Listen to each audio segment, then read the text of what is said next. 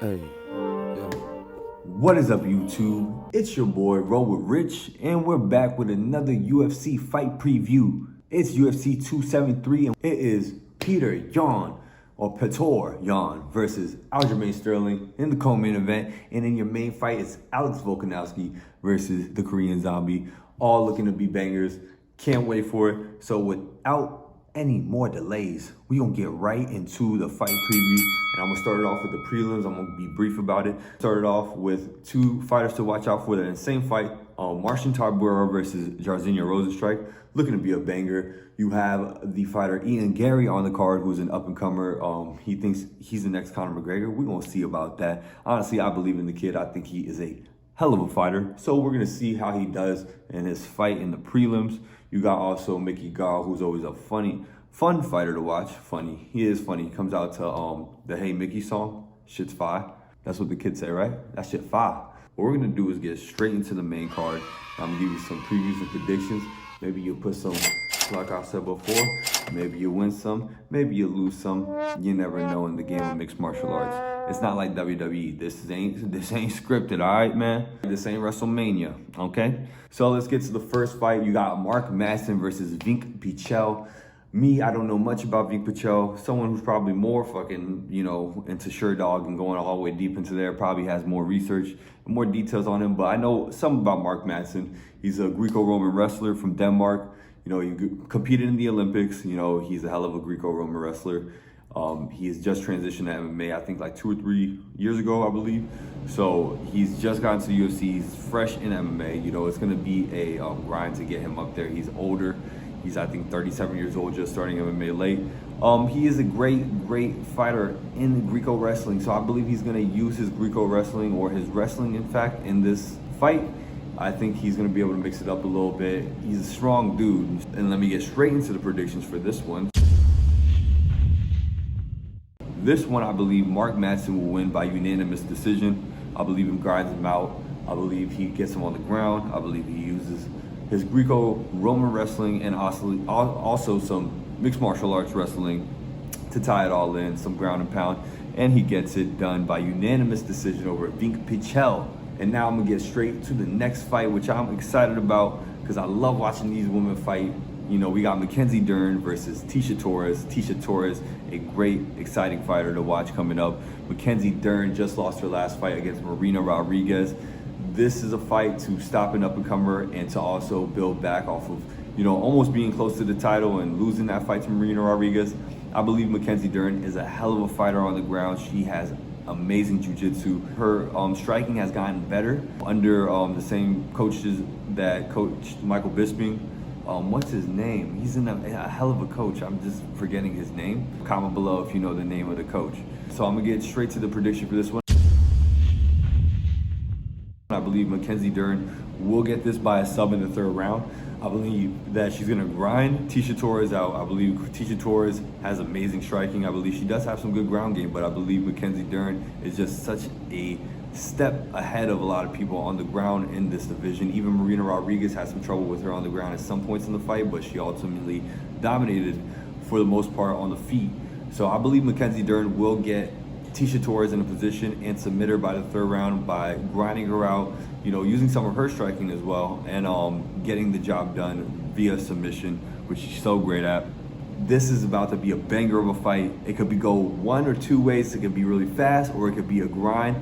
It is Khamzat Chimaev versus Gilbert Burns, and this is a big, huge fight in the welterweight division, and I'm so excited to see this fight, honestly, because this is a big test for Khamzat, and this is a big test for Gilbert Burns, because this is a thing. If Gilbert Burns gets past Khamzat Chimaev, he's one more fight away from the title shot in my eyes. He's just beat Stephen Wonderboy Thompson. He grinded him out, after losing to Kamaru Usman by knockout. If he beats this dude, if he beats Khamzat Chimaev with all the hype behind him, he can definitely probably fight Colby Covington, and then right there you got Kamaru Usman again against Gilbert Burns, which would be awesome to see again, because Gilbert Burns did have a good first round against Kamaru. Kamaru Usman just took advantage of Gilbert Burns.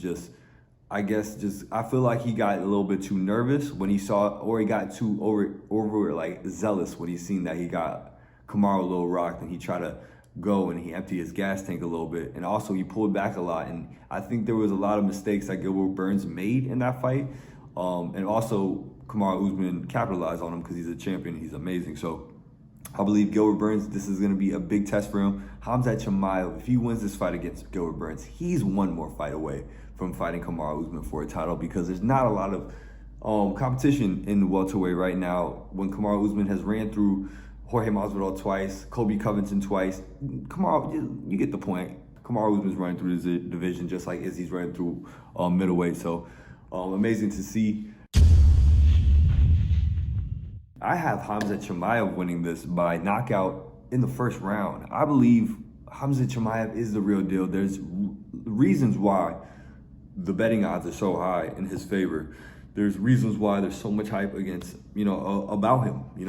I think that he is the real deal. I think that he can shock a lot of people with this win against Gilbert Burns. And honestly, if he really dominates, I think that they might even shoot him up to a title shot right after Leon Edwards. Or Leon Edwards versus Khamzat can happen again, and this one's actually a #1 contender fight. And I believe if Gilbert Burns gets demolished by Khamzat, like I believe that it might happen, we got a hell of a fight, Khamzat versus Kamaru Usman in the next year. And that might be the turning point of the welterweight division if Khamzat Chimaev becomes champion. So that will be a hell of a fight to watch, and a hell of a way to, get into these last two fights. And that is Petr Yan, the challenger, the interim champ, versus Aljamain Sterling. This is about to be a hell of a fight. All the talk for the past year between these two, between the fans against Aljo. I don't think anything Aljo honestly has done was wrong. I believe, a lot of people interpret it as wrong. When your people are coming up to you, say, hey, you're the champ, man, smile, don't feel so bad. What are you supposed to do? I respect his decision making. I respect him turning heel on the fans and basically making jokes about it, because what else could you really do? And so I'm looking forward to this fight. The first two rounds, it was Aljamain throwing a lot of value. I think he wasted a lot of his gas tank early. I think Petr Yan, with his counters and his counter wrestling, honestly, he was honestly dropping Aljo with trips, some judo trips, and it was just amazing to watch it throughout the first couple rounds, as well as the last two rounds where he finally hit him with that illegal knee. Petr Yan really started taking over in that third and fourth round. So I think that Aljo, if he just slows himself down and he can get Petr Yan in a position that he's not used to being in, which is on the ground early or, against the fence early, I believe Aljo can ultimately submit him, because Aljo has amazing grappling. He's one of the best in his division ever at submissions, at grappling on the ground in general. So he's a hell of a fighter. I think a lot of people would discredit him just because of all this stuff that happened after the fact of the knee. Me, I have nothing but respect for all these fighters that step in this octagon, and especially Aljamain Sterling, who has been in the UFC for a while. So Petr Yan, though, his boxing, and he is honestly, in my opinion, the best boxer in the UFC. And his counter boxing, it's gonna make it hard for Aljo to get him on the ground. It's gonna be hard because his takedown defense is amazing. He has amazing striking. He's powerful. He's fast. And Petr Yan, to me, is the complete fighter in this. He has the striking. He's not the best grappler, but he can do it. He has a bunch of ways he can win. I've never seen him submit anyone. I haven't seen his jiu-jitsu, but I'm more than sure, these Russian dudes, man, they're not to be fucking played with, man. They're nasty, all right? So I'm gonna get right into prediction for this one. I got Petr Yan winning by unanimous decision or split decision. I think it could be actually a closer fight than people will predict. I believe Petr Yan will win this. I think he's gonna use his counter striking. He's also gonna use his takedown defense. He's gonna definitely win this. I'm gonna put this one as my fight of the night to start it. This one is definitely gonna go down as fight of the night. It's gonna be a dog fight. I believe Aljo is gonna go balls to the wall. He's gonna show that he deserved to be there in the first place, which he did. And that's gonna be a banger of a fight. I believe this one's gonna be fight of the night. I think this is a fucking banger. Drop the fucking bomb, dog, because this is gonna blow this shit up. For real. It's gonna be one of the best fights of the year. And I promise you that, especially Aljo having all that time to rest. He's gonna come back fresher than ever. Can't wait to see it. And now let's get to the main fight of the night, which was gonna be Volkanovski versus Max Holloway, but instead we got Volkanovski versus the Korean Zombie, and I'm not gonna say his name. I don't want to butcher it. Got too much respect for you, my mans. This fight is gonna be a low-key one of the fights of the year. You know why? Because Korean Zombie is not gonna get another title opportunity after this fight. So you know he's gonna go all out. You know he's gonna go balls to the wall. He's not gonna play it safe.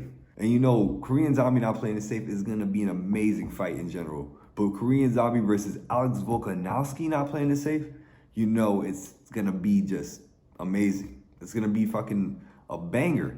You know, Alex Volkanovski, I believe, just got credit for being as great of a champion as he's been after that Brian Ortega fight. I've always respected him. I believe, in my opinion, Max Holloway won the last fight, but after looking back at it a couple times, I can see where they can give him the nod because of the takedowns and the control of the takedowns. But Max Holloway eventually did get up on those takedowns, but he did have control for a good amount of time when he did shoot those takedowns, and he did land a couple of takedowns on Max and did have some value in the fight. So I believe Alex Volkanovski, now that he's starting to get his credit, he is that dude. You know, he can take damage, he can escape submissions, he has heart, he has striking, as everyone can see now. He's with City Kickboxing. You can't mess with them dudes. Them dudes can fight, them dudes can strike. So, you know, he has that. I believe, you know, he has amazing leg kicks. I love watching his striking. His leg kicks are amazing. I believe this fight's gonna be a dog fight. I believe someone's getting finished in this fight. Either way, you know, and I talked about my boy, I think earlier, he was like, man, someone's gonna get knocked out. And I honestly believe that because Korean Zombie's gonna go in there and he's gonna go in there trying to end this fight. He's gonna go in there trying to win this fight by any means necessary. Knees, elbows, all of that. And I can't wait to see it. Volkanovski's an amazing fighter. I think you're gonna see a highlight. To get right into the predictions, I believe Volkanovski will knock Korean Zombie out by the third round. I believe Korean Zombie gets a little bit too reckless at one point in this fight. If Volkanovski counters him and the fight's over, Volkanovski can, I believe, have that power to end him. I don't think a lot of people are expecting it. I believe he's gonna hit him with some good volume and some good counters because Volkanovski is really good with his counters, counter striking and his leg kicks. I believe he's gonna chop him down, Korean Zombie, and then eventually Korean Zombie's gonna come in with something wild and then ultimately get countered by Volk, and it's gonna be all over. And Volk can also take him to the ground and pound him until the ref drags him off. So either way it goes, I believe Volkanovski gets a knockout by the third round or a TKO. So that's my predictions for these fights. That's my preview. Hope you guys enjoyed. I hope that you guys comment down below your predictions. I hope you like, comment, share, hit the bell notification on my top 10 videos that are coming out soon, and more fight previews and more MMA content. Thank you for watching. Hope to see you soon. Funny how shit changed, hey, funny how shit goes. Wait, I've been